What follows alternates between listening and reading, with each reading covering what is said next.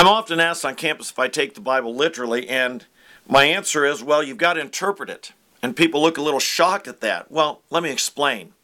The Bible has all types of literature in it. It's got history, it's got law, poetry, parables, analogies, metaphors. There's all kinds of various styles of writing in the Bible. When we talk about interpreting the Bible, our goal must be, what did the writer intend for us to understand? Did the Bible intend it to be understood as historically happening or not? And this is really the question. For instance, when Jesus says, I am a door, I am the door, I don't take that literally to mean that he's a piece of wood with a knob on it. But rather, this is a metaphor. He's the way in. That's obviously what he intended and what the writer intended for us to understand.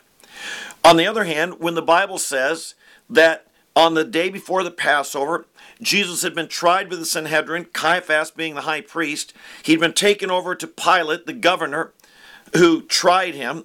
They found him guilty. They took him out to a mount called Golgotha, where he was nailed to a cross and hung between two men, died about the 6th hour, and it tells exact words that he said while on the cross. Well, this I believe to be historically literal.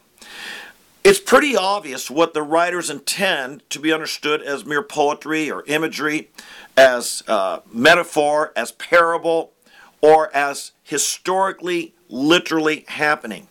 That's the job of the interpreter. Almost always is very clear. Now, there are some times where people don't want to believe the miraculous. They can believe that it was historical that Jesus died on the cross because that's typical. What they doubt are things like the Red Sea or the creation account or some of the miracles of either Old or New Testament, believing that those should not be interpreted literally. Well, if you believe in God and you believe in miracles, and the Bible contains miracles as evidences of the working of God, then in most cases I would take those events as historically happening as well. Again, I want to ask this: what did the author intend for me to understand?